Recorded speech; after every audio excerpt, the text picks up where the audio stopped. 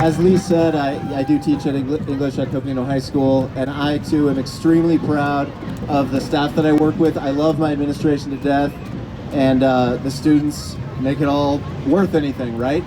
We want to get back to them. Yesterday, I got to be at the state capitol surrounded by 75,000 of my closest friends. And it was amazing, but one of the things that really struck me, just in that huge, long, slow, hot march with all those beautiful teacher-created signs, was that by and large, I mean, yes, there are radicals in this movement. I consider myself somewhat of a radical, but by and large, these were not radicals. We were kind of learning what to do. People protest for a little bit, feel awkward, stop, keep walking. And then someone else gets it going again, blows a horn. We're like, yeah. We have the passion, but we're not really used to this game. But we need, I know not everyone in the crowd can do this. I mean, I'm calling off Monday to use a leave day to do it, but all of us who can need to go down to the Capitol on Monday. This may be our last huge show of force, at least for a little bit. And we need the legislature to see, because they're going to be in session Monday. They can't run away again. It's a business day. It'd look really crazy if they just ran away Monday. So we need everybody down there. We need 100,000 people marching strong, and they need to do their elected job. It's in the Constitution. Fund schools. It's a key function of the legislature, and they've just completely abdicated that responsibility for a very long time. One of the things at the rally yesterday was they told us all to imagine. And that's kind of, I guess, that's kind of the next phase, one of the next phases of this movement, this RedforEd movement, is they want us all, and in fact, if you want to do it now, it'll just take a minute. Take out whatever device you have. If you can think of one thing, imagining what really truly funded schools would look like, that's not what you see today, just post it on your personal timeline. Our colleagues, our friends, our neighbors need to know how far we really are from those fully funded schools we deserve and our students deserve. But I wanted to talk just a little bit about funding. If you do try to imagine those good schools, I want to kind of paint a picture of this utopia for 1 second, right? A utopian vision of public education. I'm imagining schools where our capital needs, those are our needs for physical goods. It's the crumbling textbooks, it's the bus fleet that's aging out. It's the classrooms themselves, right? And the roofs and every physical good that's in a school, technology, whatever. In this utopian educational world, we would have enough capital funding not just to cover the basics, but maybe every once in a while we have a little bit of a surplus that we could use for other things, for fun new projects. Oh, let's build a solar farm or whatever. That sounds pretty cool, right? I've never seen that in my 9 years in this district because they've been in this state. Our district does the best they can by and large, in my humble opinion. Now I want you to picture something else. The overall education funding system. Imagine a utopian world where we had $1,000 more per student annually. And think of what we could do with that. I mean, yes, we do need the salary and benefit increases, but it's also the support for our kids. I don't know if you've heard, but we have one of the lowest ratios of counselors to students in the entire nation. And our kids are struggling today.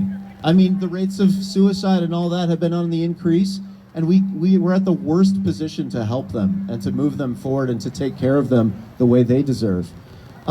Here's the secret, though. What I just asked you to picture, this utopia, this is not some strange socialist vision from Denmark. This is not even some liberal fantasy land concocted by some far left person. What I just described to you is Arizona 2008. Literally, that's what we had.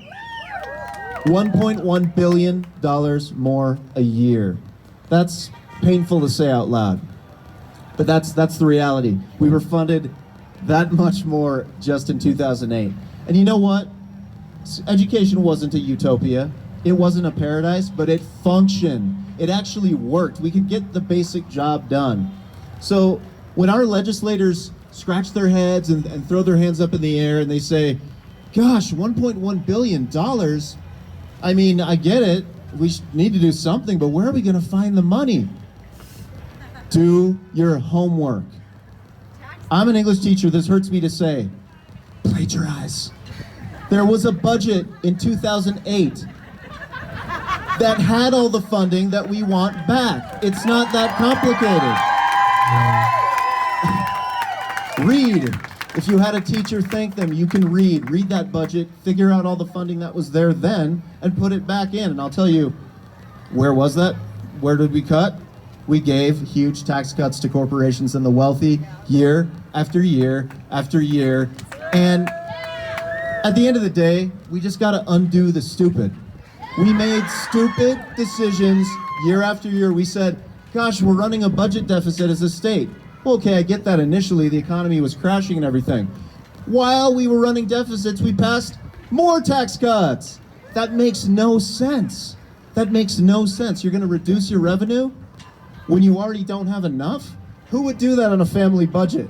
Well, things are really rough right now and my wages got reduced, so I'll work fewer hours. It's nonsense. It's nonsense. And the last thing I want to say is that the override and the bond are extremely important. And I just want to highlight a little bit of what was said earlier. Even if the governor gets his plan passed, even if then, which I don't know if you all know about, but we're putting out a ballot funding initiative. We filed paperwork today. We're taking it to you, the people, to restore funding. That's one of many reasons I'm a very proud member of the Arizona Education Association. They wrote this bill. They paid so much money to research it, to do the polling, to figure out what people might even vote yes on, so we can put something forward that won't fail again. We need a victory so bad. And so we're gonna put this thing out there, and we're gonna need all of you, not just to sign the petitions when they come out, but to take out a petition sheet yourself and go get your friends and neighbors to at least complete one sheet each. If we all just do one sheet of 15 signatures, this thing is going to sail onto the ballot in November. And if we talk to our friends and neighbors about the need, it's gonna pass when we vote in November.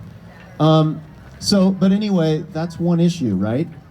We still need the bond and override. And some in our community are not gonna understand that, because here's what happens.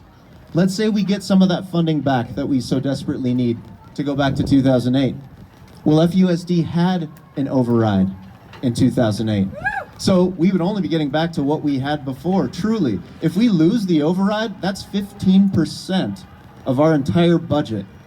We will be cutting positions or cutting salaries. So we will undo all of the good work that we would have just accomplished if we don't also pass the override and keep the bond in place to fund our schools properly. Because by the way, in 2008, $1.1 billion more in funding. We were only 47th in the nation.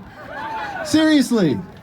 So people don't really realize the deep hole that we've dug ourselves in and that we have to now take action to dig ourselves out of, because apparently the people down south ain't gonna do their job fully.